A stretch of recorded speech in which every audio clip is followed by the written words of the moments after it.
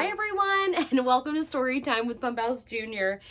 I have a story for you today that I think is going to make you laugh, and it might teach you a little lesson too, but don't hold that against it, okay? So this comes from the Once Upon a Time storybook, and someone loved it so much before they put a little sticker on it. That's kind of fun. The story we're going to read today is The Stubborn Sillies. Take a look at them. They look pretty stubborn, huh? Have you ever been stubborn? People have called me stubborn before, but what do you think? I think maybe sometimes. The Stubborn Sillies. Now you shall hear what happened to a couple who were not only stubborn, but silly as well. A man and wife they were, and they lived a long time ago in a cottage high on a windy hill. One evening, the man had just settled himself in his rocking chair with his pipe in his mouth, and the wife had just begun to prepare supper when a gust of wind blew open the cottage door. It set the windows to rattling and the dishes on the cupboard shelves to dancing. "Husband," said the woman, "get up and close the door."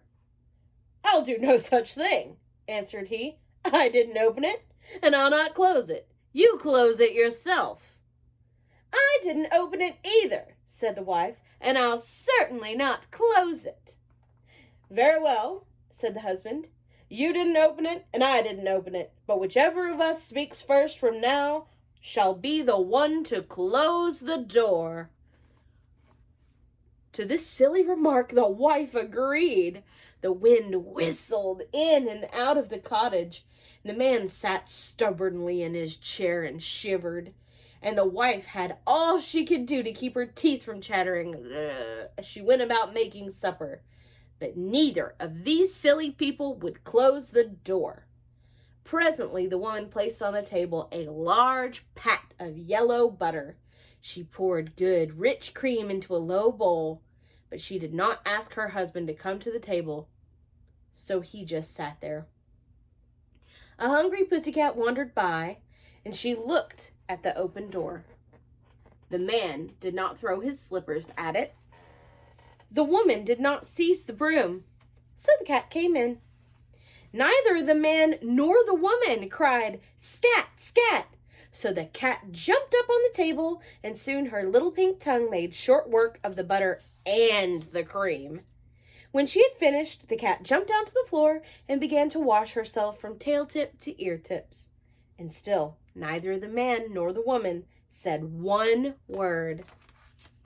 The woman then put on the table a platter of sizzling meat patties, and again she did not ask her husband to come and eat. A large, hungry dog came sniffing along.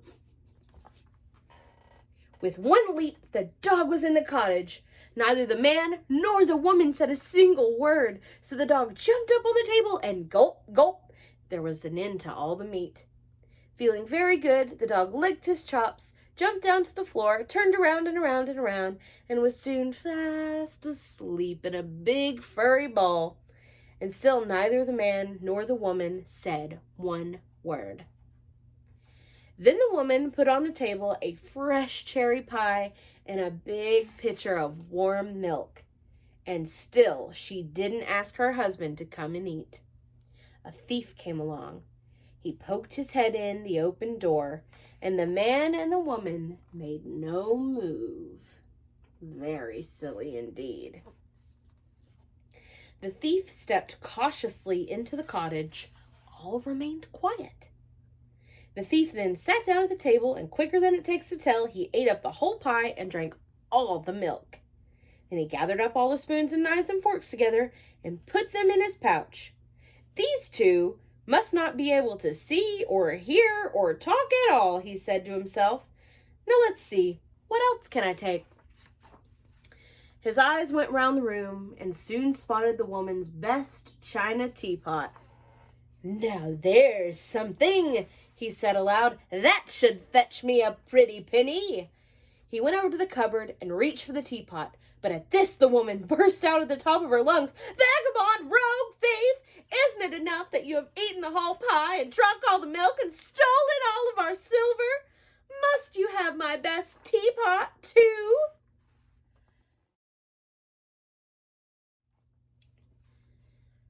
Her cries so startled the cat and the dog that both jumped to their feet, the cat hissing and spitting and the dog growling and barking. As for the thief, he was so astonished at all the sudden noise that he was frightened out of his wits. He dropped the teapot, clutched the silver tightly to him, and took to his heels. Out the open door he sped, with the cat and dog in pursuit. Check out that broken teapot. That's a bummer. But the stubborn, silly man, with all the food gone, the silver stolen, and the best teapot in 1,000 pieces on the floor, only shrugged his shoulders and said, "Wife, you spoke first. Now go and close the door." Those people were very silly, and they were even more stubborn. Even when it was something that would be so good for them, or that they would enjoy, or that would protect them, they didn't want to do it because they didn't want to do it. And that just goes to show you that sometimes, even if something isn't your fault, sometimes it's okay to step in and be the person to help out, right? I think that's a pretty important lesson that even I can learn. I think pretty much everybody gets stubborn and silly sometimes, so just something to think about for later. Thank you guys so much for joining us. I hope you enjoyed the Stubborn Sillies. It was a story I had never heard before, and I think I'm probably better off for having heard it. And I hope you'll join us next time. I miss you guys. I can't wait for us to make art together again. I love you so much. Bye-bye.